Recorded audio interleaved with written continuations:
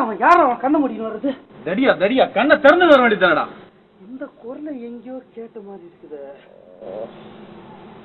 Array தம்பி, நீயா? அண்ணே நீங்களா? வாடா வாடா வாடா. ஏண்டா யார் மண்டி ஓடிக்கிறதுக்குள்ள வேகமா வந்த? அட போங்கண்ணே, உன்னத்த மண்டை ஒடிக்கிறது இருக்கட்டும். இப்ப ஏன் மண்டையை ஒடிச்சிங்களா? நான் என்ன பண்றது? ஏன் மண்டை கொடுத்தா உடஞ்சிக்குது, நான் என்ன பண்றது? அப்படியா? கட்டுங்க. உங்க மண்டை உடையலண்ணா, கொஞ்சமா வீங்கி இருக்கு, அவ்வளவுதான். உங்க மண்டை பாறாங்களாச்சா?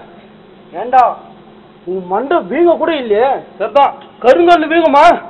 அண்ணே அதெல்லாம் விடுங்க. இப்ப யார் மண்டையை ஒடிக்க அவ்வளவு வேகமா கிளம்புனீங்க? ஏன் நீ சொல்லு. நீங்க சொல்லுங்கண்ணே. நீ சொல்ற? நீங்க சொல்லுங்கண்ணே. நீ சொல்லுடா. சரி நானே சொல்றேண்ணே. உங்ககிட்ட சொல்றதுக்கு நானே அந்த சர்மா இருக்கானே, அவன் விதுரனோட ஆளு. கொஞ்ச நாளைக்கு முன்னாடி 100 பொண்ணு என்கிட்ட கடனா வாங்கினா நாளைக்கு தரேன்.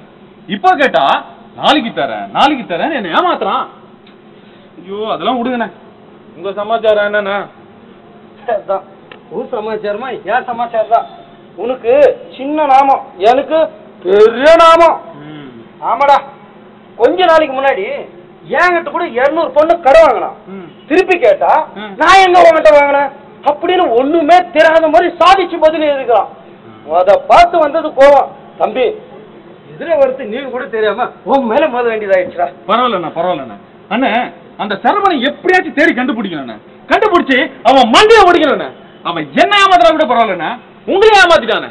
உங்களை ஒரு மாங்கா மடியா நினைச்சானே, உங்களை ஒரு தேங்காய் தலையா நினைச்சானே, உங்களை ஒரு தீப பேசிட்டா போற.